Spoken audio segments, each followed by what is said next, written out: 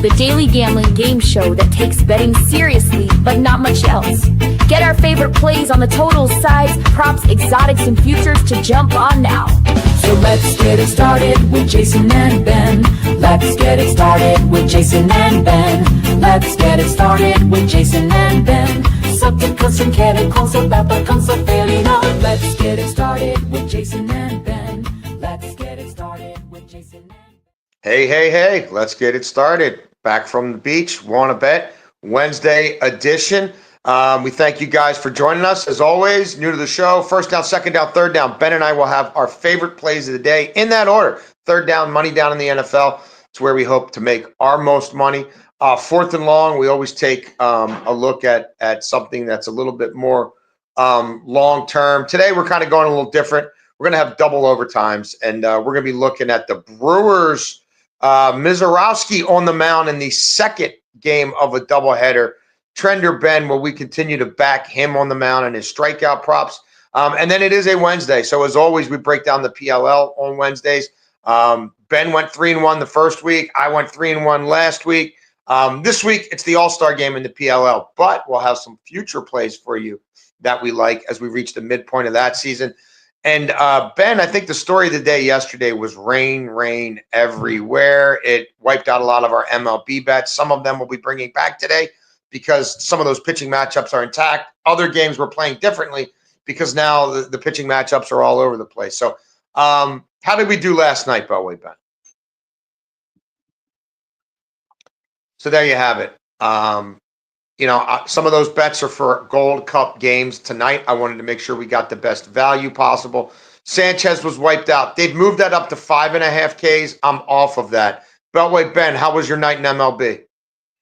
Yeah, it was almost a perfect night and honestly should have been. We had Yamamoto paired with Singer, and thank God Singer got his strikeout when he did because, of course, that delay hit or the push to today, and we would have lost it. But we did get the final strikeout that we needed, and then Yamamoto cleared easily last night.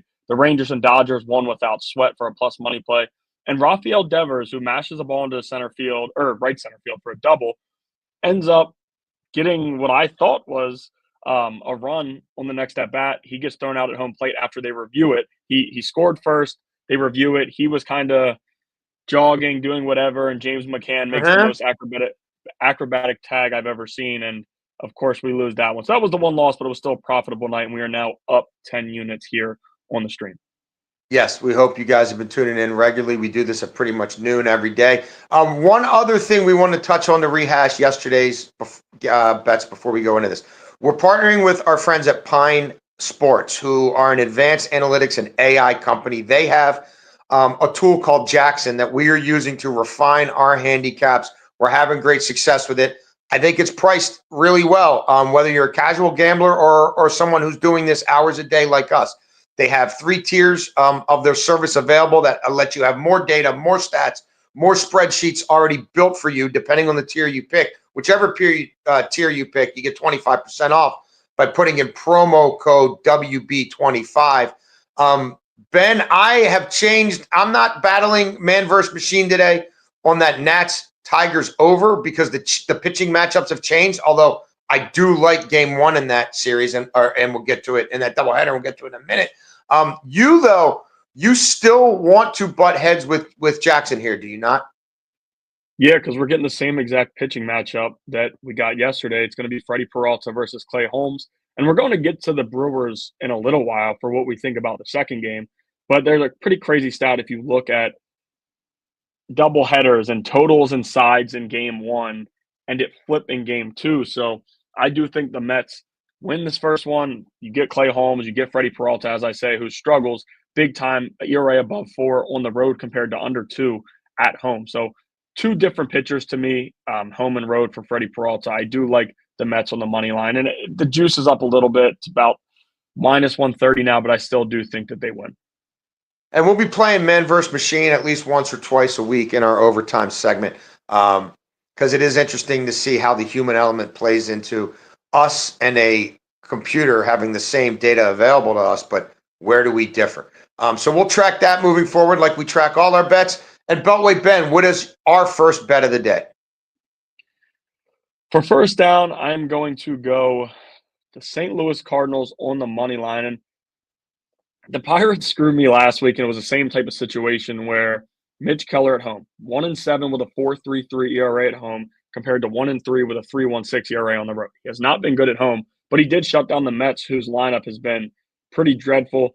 But a number of guys on this Cardinals lineup have had success against Keller, playing in the same division. They face him all the time. And the Pirates have won 5 straight games. I get it. Like, we see teams go on these runs, looking at both sides and who's in the playoff hunt and who's not. Like, the Cardinals cannot afford to lose another one to the Pirates. And I get it. Paul Skeens was on the mound yesterday. It was a great game, very fun to watch. But at the same time, like, the Cardinals had plenty of opportunities to drive runs in and couldn't cash in. And sometimes when you have a guy like Skeens who can get it up to 101 and strikes out a ton of batters, it's easy for him to get out of those jams where he's got runners in scoring position with less than 2 outs. Like, it's easier for him to get out of those jams. Mitch Keller can drive the strikeouts up a little bit, but he doesn't have Skeens stuff and really not anywhere close to it. So I think the Cardinals get this win today. We get Sonny Gray on the mound, who has been solid all season. He's really pitched well this year. And on the road, he's been a little bit worse, but still relatively close numbers on the road at home. So I like the Cardinals to win on the money line. Skeens has the cheat code that not many have. First down for me. Look, I did not have a great night on our Discord. You want to join our Discord? You could find out how to in the link tree in my Twitter and Ben's Twitter. But one game I did smash last night was the Halos on the run line. We didn't need it because they won by 4. We didn't need the 2 runs. I love the pitching matchup today again. Part of the reason I liked the Halos last night was they had a lefty, Tyler Anderson. Now, he's not their best lefty. Their best lefty is Kikuchi, who's going today. But their second best lefty went yesterday. And he shut down the struggling Braves for 6 innings. And he's not pitching as well as Kikuchi is right now. And I wanted to fade the 20-year-old Didier Fuentes, who has 1 AAA start. He got jumped to the majors at age 20, and he's taking a beating right now. Like, long-term, will they produce this kid like they produce a lot of arms? Maybe. But right now, I'm looking to fade Fuentes. So I look at an Atlanta team that, again, has a 620 OPS against lefties at home. That's bottom 8 in Major League Baseball. At home against lefties, they're 27th in walk rate and 28th in K rate, right? They're striking out 28% of the time at home against lefties. And while Kikuchi's not a huge strikeout guy, he's in really good form right now. And you look at Kikuchi, a 1.9 ERA his last 7 times out. He does have 49 strikeouts in his last 42 and a third innings pitched. Yes, he's been a little better at home than on the road. I get that. But against this Braves lineup that's struggling, that's reaching, that's pressing, nobody really hitting except Acuna. I do like him to get the 3 strikeouts before Fuentes today at minus 140. And Fuentes, if you haven't been paying attention, he's got a 10.80 ERA. And the Angels have scored 57 runs in their last 9 games. So I'll lay that. I'll play the money line. If you want to lay a half run, I'm with you there too. But I like the Angels. Second down, Beltway, Ben. Second down here, I'm going to go with the Rays. And this game starts in about 5 minutes, but minus 0.5 runs in the first 5 innings. I just think like they have to be up, right? Minus 135. The Rays lost the first 2 games of this series, and they've been struggling a bit. We know that. But so have the Yankees. They're still right in that division race, which we will get to a little bit later this week. Mitch Spence has been solid, but you have to expect regression with him. Nothing about him says, as good as he's been as a starter. They started him off in relief opportunities this year because of how bad he was starting last season. And once they moved him back to the rotation this year, it's taken hitters some time to adjust. But the Tampa Bay Rays are the best team in baseball against right-handed pitching right now, right? Over the last month, 797 OPS against righties, that's first. And at home against righties, 852 OPS, which is second behind the Baltimore Orioles, who they just played in a series. And, of course, threw a bunch of right-handed pitchers at them. But we shouldn't have to worry about the bullpen. We know Tampa has went in their bullpen pretty deep so far in the series, and they've lost 2 games, which is crazy, thinking about how Tampa does things, how good their bullpen has been. But, yeah, they went to extras yesterday. It was a tie game. They lose because they couldn't push a run across. I just think they're going to get to Spence today. And we're looking at Pepiot, who has been awesome this season. He's been exactly what they thought he'd be in that Glasnow trade. And at home, tough ballpark to pitch in, but he's been good there too. So I like the Rays first 5, minus a half a run at minus 135. I was on that same bet yesterday, and they ended up Shane Baz blew a 2-run lead, and we ended up 2-2 after 5. So, yeah, the Rays will turn it around. Second down for me, I'm going back to a matchup I liked yesterday, and I'm taking the Tigers against the struggling Nats. This is in the first game. I'm going to take the Tigers on the run line. So this pitching matchup has been moved around. Now it's going to be Holton. It's an opener for the Tigers, which I think is part of the reason you're getting this price for the best team in the American League against one of the worst teams in the majors. I don't mind AJ Hinch in the first game of a doubleheader knowing he wants to get game one. Like, they want to get this game. Flaherty's going in game two, right? And he's going against Mackenzie Gore, one of the best lefties in the National League. No way in hell they want to get swept in this game. And they get to go up against Trevor Williams, who Beltway Ben and I have been fading religiously. If you haven't been paying attention, Trevor Williams is allowing a 292 batting average for the season at home with a 5.89 ERA. He doesn't get much run support. And just in terms of this matchup in general, Washington has 9 straight run line losses at home. I'm going to repeat that. Washington has 9 straight run line losses at home. I think AJ Hinch will mix and match and play the bullpen game. He's got an elite bullpen. He's a far better manager than the Nats manager. The Nats have one of the worst bullpens in baseball, and I don't think they're going to get much length out of Trevor Williams. Do I wish Kerry Carpenter was available for this game? Sure, I do. But injuries happen. But for that value, give me the Tigers in game one of that doubleheader. Third down, Beltway Ben.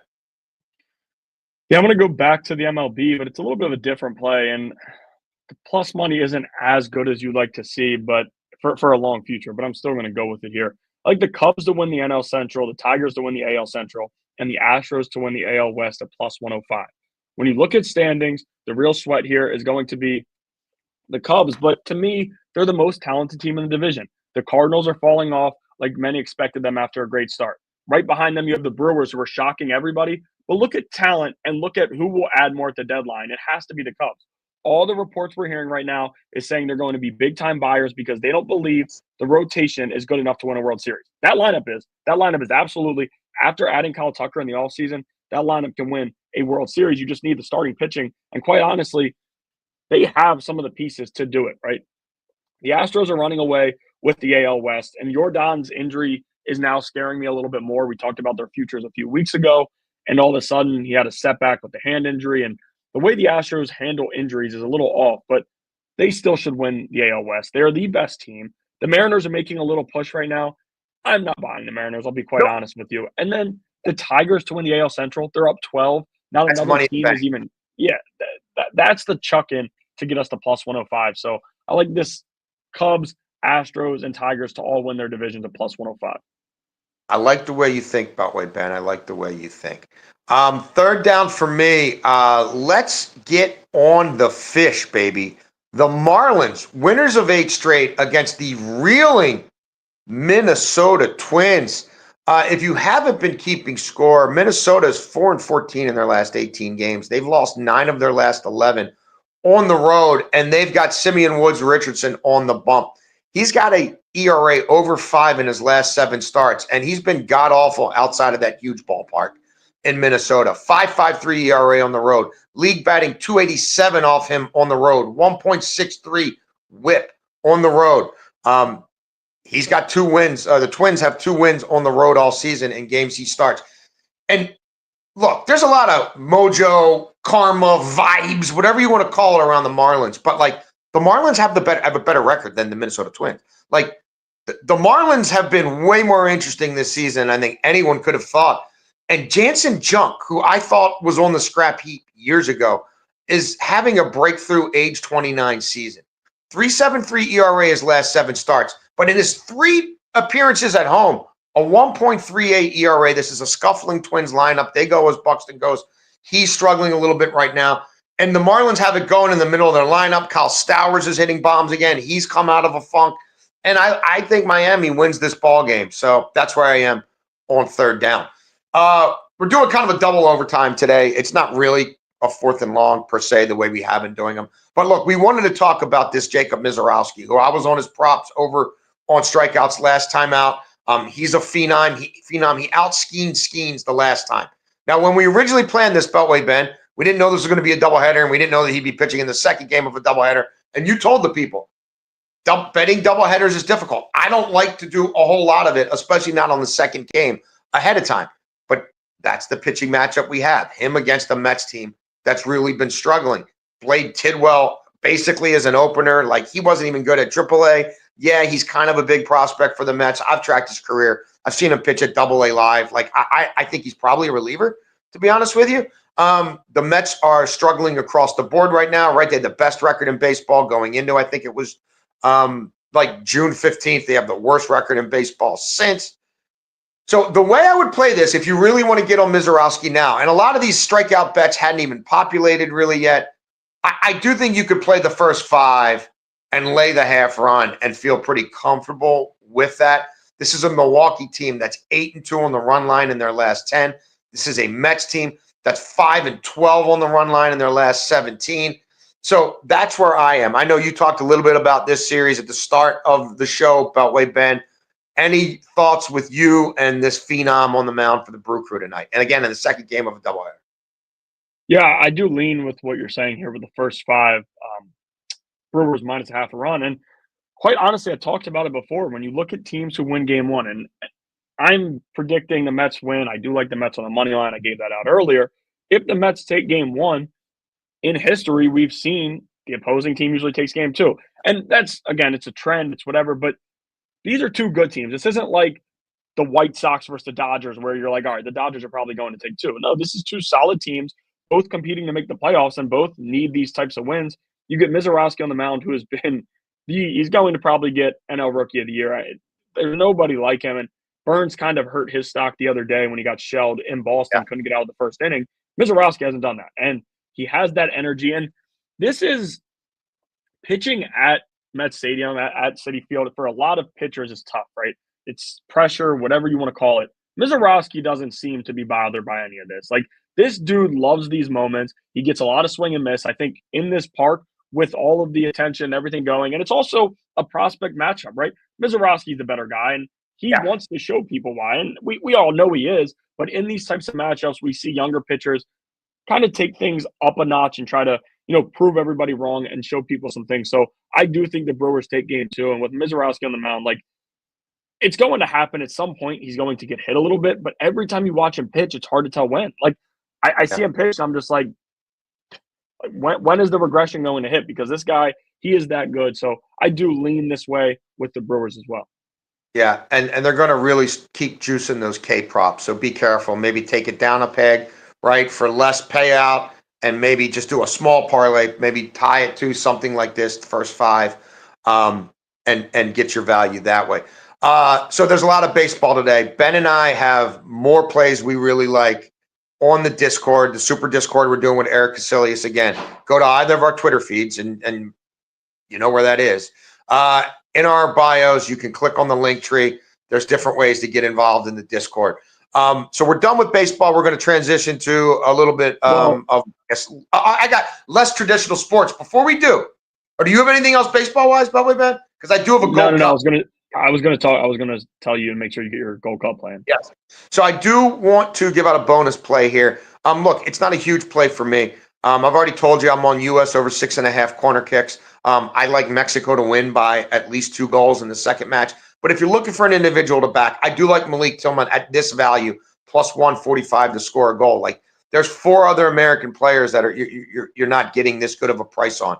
So it's not like he's the odds-on favorite to score, which I find a little odd because he's really been the only guy scoring consistently for the U.S. He's certainly the only one scoring from the run of play. Like, even Diego Luna's goal the other night, it was great, but it banged in, off of a defender, a Costa Rican defender. Like, and why I really like this play, Beltway Ben, is Guatemala's going to be fouling a lot tonight, and they do foul a ton. And they concede penalties, right? They conceded a penalty against Canada. I'm not talking after the game, penalty kicks. I'm talking through the run of play. They conceded a penalty to Guadalupe. Beltway Ben, who takes the penalties for the U.S.? Gonna guess Malik Tillman. There you go. And he's cash for us. We backed him at the score in the first game of the tournament against Trinidad and Tobago. He's been their only goal scorer. You're looking at a Guatemala defense that they haven't played a lot of quality sides lately, but like Jamaica, who were one of the failing teams in this tournament. Like, they played Jamaica in a World Cup qualifier at home. They conceded 3 goals. Like, I do think the U.S. could score 3 times in this match. And if they do score 3 and you're telling me Tillman doesn't get any of them, I'll be surprised. He can score off set pieces with his head. He's shown the ability to create for himself. He knows how to run into spots inside the 18. He and Dest he and Luna have a little thing going right now. I could see him collecting a goal, frankly, from a Luna assist. But I wanted to get that play out there. And again, we've got much more at the Discord. This is a Wednesday. That means it is Wanna Bet with the PLL Wednesdays. We told you guys at the start of the show, like Ben and I we're not doing this willy-nilly. Like, we're handicapping this sport like we handicap every other sport. And we started doing it 2 weeks ago. I treaded water. Ben had a 3-in-1 week with some plus money hits. Last week, Ben tread water. I had a 3-in-1 week with some plus money hits. The PLL is at their All-Star break. There will be an All-Star game in Kansas City. I'll be checking it out. I hope you do too. But we didn't really want to cap East versus West, right? So now's a good time to look at the futures markets and how things have changed and where we think there's some value. Ben went with a player. I went with a team. Ben, you go first. How are you playing PLL futures at the All-Star break? Yeah, I'm going to go with Logan McNaney to win the PLL Rookie of the Year. And it's only plus 150 right now, but he caught Chris Kavanaugh. He was the big favorite. And all of a sudden, McNaney steps in and immediately changes everything for Denver, right? All of a sudden, they're in first place in the Western Conference. And they're playing really, really well with him in goal. He's got a 62.5% save rate, which is tied for first in the PLL. As I said, they're first in standings, and that just started when he took over.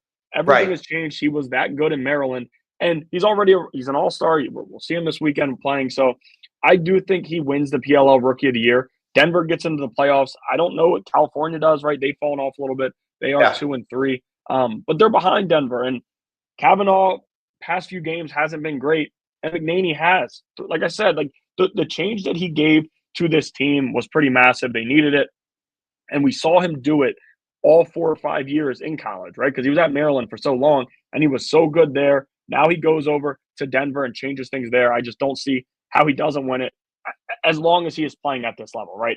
Obviously, you can regress a little bit. Professional lacrosse is a little different, but McNaney has been awesome in the net. And at plus 150, I'm trying to get it in now because if we see the second half that I'm expecting from him, he's going to be even money or probably a favorite, a much bigger favorite in the next few weeks. Yeah, love it. He a Terp. Go Terps. Excited for my son Rocco to get up to College Park. Not that I don't want to spend the whole summer with him, and I do, but excited to be able to go to Terps games with my youngest son and have our oldest son on campus. So love that. I am backing the Philadelphia Water Dogs here to win the whole damn thing. And Ben, these markets move quickly. So it's interesting. Like, we're only 5 weeks into this season, right? But we're at the halfway point. This is not a league where there's 20 or 30 teams, right? Everybody's sort of smushed together. So they played the Water Dogs at Homewood Field 10 days ago in our backyard in Baltimore. I went to the match. They faced the New York Atlas. They were 1.5 goal favorites in that match. And at that point in time, 2 weeks ago, if you looked at the futures markets for PLL, Philadelphia and Boston were seen as the favorites, and they were kind of in their own tier. And then there was a middle tier and a bottom tier, right? So they lost that game to the Atlas. And the Atlas have come on, and the Atlas are a really good defensive team. But in the span of 2 weeks, the Atlas went from like 5th best odds to win the damn thing to tops. So the Atlas are plus 450. The Boston Cannons are plus 450. You've got Utah and Denver now at plus 500. And Philadelphia's all the way down to plus 550. In the span of 2 weeks, they've gone from odds-on favorite, basically, to now 6th best odds, 5th best odds. I find that interesting. They lost that match to the Atlas, but they bounced back last week in California and got themselves going again. They've got the leading scorer in the league, Michael Sowers. They've got the #1 penalty kill in the league. I don't think they've conceded a penalty, a shorthanded goal all season. And they're #2 in shooting percentage. In the game they lost to the Atlas, they were flinging balls from all over. They were trying to go for 2-point shots. I kind of feel like they felt they had that in the bag. It was a rivalry game. Kind of felt like they were showing off a little bit. A lot of guys from Philadelphia had a lot of fans there. I know I was sitting in the VIP section. They were kind of trying to put on a show, and they got out-grittied and they got outworked. But that's a lesson learned. But they have a lot of talent. I think they're balanced offensively and defensively.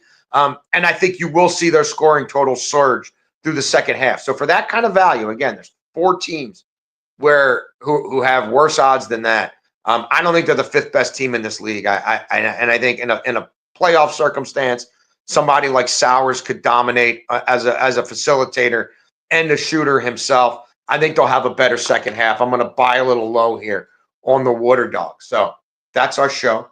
We thank you guys, as always, for tuning in. We will be back at noon tomorrow. I'm going to be getting in some CFL, and I'll have some early Gold Cup plays coming off of tonight's matches that I want to give you guys. We won't have a show on Friday, but we will be posting some picks on our Twitter. We urge you guys again to check us out at WannaBet. I know you're watching this probably on Twitter right now, maybe on YouTube. But look, if you want to get all our content in real time, you can subscribe at YouTube.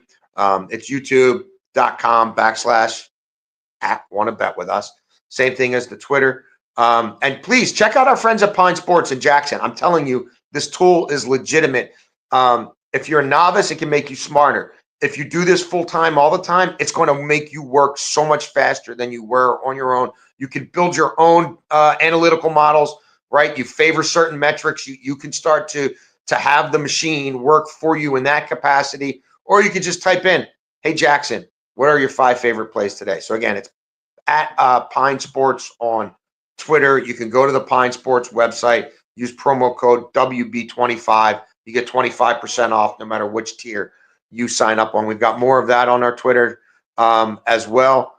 Beltway Ben, anything you'd like to add before we sign off? No, we will also have some WNBA tomorrow. Oh, nice. WNBA, the scheduling is weird. They had the Commissioner's Cup last night, so they're off today. We didn't have any, but there's a pretty large slate tomorrow, so we'll have some more WNBA back for you guys tomorrow, which after the slow start, we brought Kate Constable on, and all of a sudden, the WNBA, we are rolling. Fire under you. I knew she would. Oh, yeah, and we'll break down the AFC West tomorrow as well. So thank you guys for tuning in. We will see you in 23 hours and 30 minutes, and you can always find us on our socials on WannaBet.